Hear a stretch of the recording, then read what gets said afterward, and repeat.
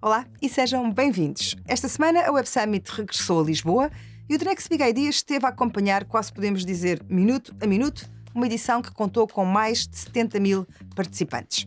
A partir do estúdio que instalamos no Altice Arena, bem de frente para o palco principal, ouvimos alguns dos principais protagonistas do atual cenário tecnológico, político, económico e social. E foi também neste contexto que desafiámos os nossos parceiros desta edição especial únicos a partilharem a visão que têm sobre o impacto da Web Summit na afirmação de Portugal como hub de inovação. Portugal foi um dos países que inventou a globalização, já lá vão muitos séculos, e que eu acho que o ecossistema de startups nos devolve essa ambição global. Adoro olhar para as startups portuguesas e pensar que a maior parte das startups que se desenvolvem em Portugal estão imediatamente a pensar de forma global. E isso é uma coisa que é rara e é única e é preciosa. Se calhar tem a ver com o tamanho do mercado doméstico ser relativamente limitado. A única certeza que nós temos em ambientes de incerteza económica é que o digital vai continuar a crescer e que vai ser cada vez mais importante para as empresas tirarem partido das tecnologias digitais. Isso quer dizer que no meio desta incerteza existe uma oportunidade económica gigantesca para as empresas criarem produtos e serviços que ajudarem outras pessoas a responderem a essa incerteza e a sobreviverem dentro dessa incerteza. A Web Summit acho que foi um momento-chave no desenvolvimento do ecossistema português, porque veio afirmar o ecossistema como sendo relevante a nível europeu. E é muito importante porque, no fundo, durante esta semana, os holofotes ficam aqui focados no ecossistema português e permitem que outras empresas, startups ou fundos fiquem a conhecer melhor o nosso ecossistema. E, portanto, para nós é super importante poder conhecer novos investidores, novas empresas, num período muito curto de tempo e acelerar um processo que, se calhar, se fosse feito de uma forma orgânica, demoraria meses e anos. A Web Summit foi um sítio onde era importante para nós termos lá os developers e os startups para poderem aprender e para partilhar.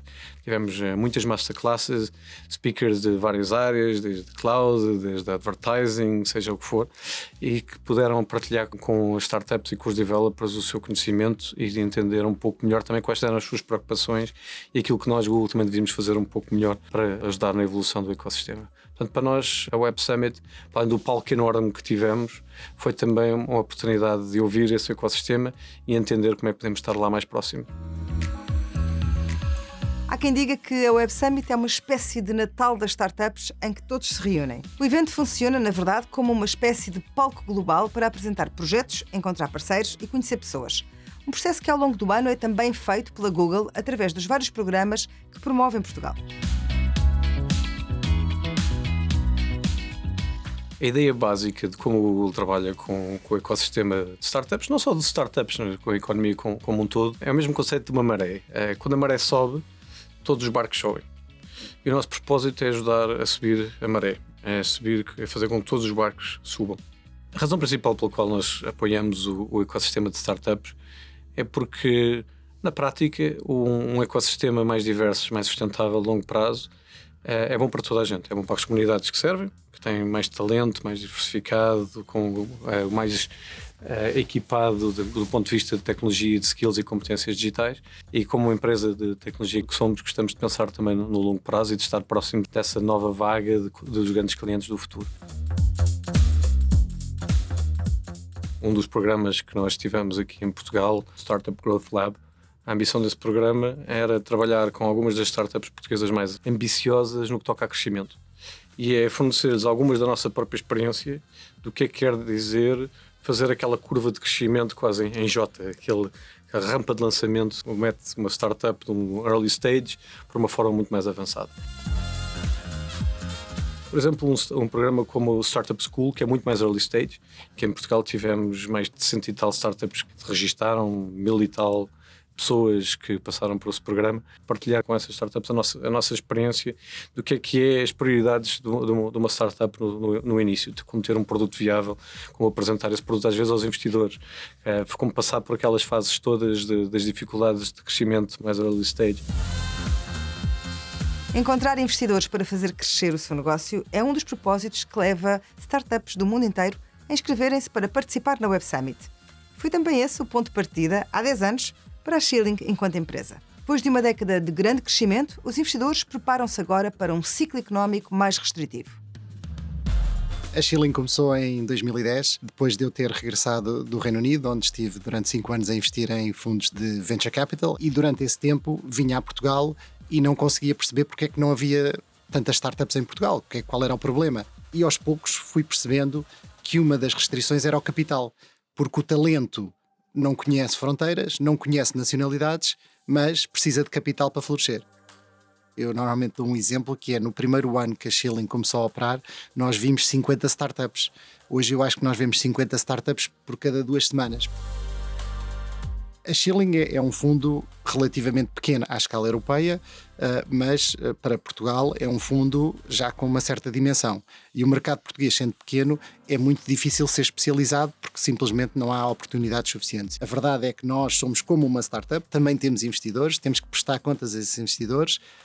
Eles confiaram-nos o dinheiro e nós temos que protegê-lo da melhor maneira possível. Portanto, nós às vezes, quando somos um bocadinho duros nas negociações, não é porque nós não gostemos dos empreendedores ou queiramos prejudicá-los, mas nós estamos a atuar em nome de muitas pessoas que nos confiaram o seu dinheiro. Alguns são fundos de pensões, outros são seguradoras. Nós não podemos, passados uns anos, voltar a esses investidores a dizer perdemos o dinheiro porque não fizemos bem o nosso trabalho de casa.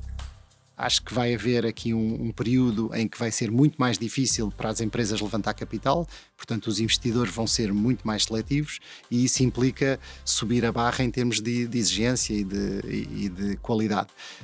Nós, no nosso portfólio, o que tentamos fazer é ajudar as empresas a olhar de novo para o seu business plan, a ver exatamente o que é essencial, focar-se naquilo que é o seu core business e depois muitas vezes propor também nós próprios financeiramente instrumentos de capital para que eles possam passar esta travessia do deserto com a segurança de não ficar sem dinheiro. No final do dia, para as empresas excepcionais, o capital aparece sempre.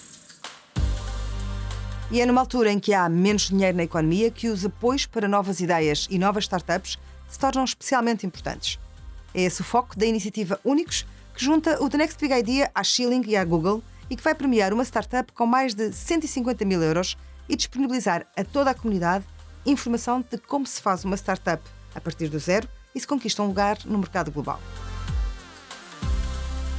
Para nós este prémio é fundamental para fazer a diferença, ou seja, eu acho que importa que a sociedade comece a perceber que as empresas são um instrumento de criação de valor na sociedade e que não são os maus da fita, os capitalistas que exploram os trabalhadores, mas são empresas e entidades que geram emprego, pagam impostos e criam crescimento e criam riqueza para o país. E, portanto, eu acho que isso é fundamental, mudar-se esse chip e começar-se a ver as empresas como um ator positivo e, neste caso, os empresários deixarem de ser os capitalistas maus para passarem a ser os empreendedores bons. A coisa mais importante que qualquer startup normalmente tem para partilhar é a história de como aprenderam com os falhanços. E isso é uma coisa que não se ensina em universidade nenhuma. É uma coisa que se aprende na Universidade da Vida e que a maior parte dos fundadores ainda vivem às vezes aquele momento em que falhou o financiamento ou que o produto quebrou ou que chegou uma carta da autoridade tributária que eles não estavam à espera ou qualquer coisa desse género. E é esses momentos que eu acho que os fundadores, quando partilham, estão a aumentar 10 ou 20 vezes a probabilidade das startups que os ouçam têm de sobreviver.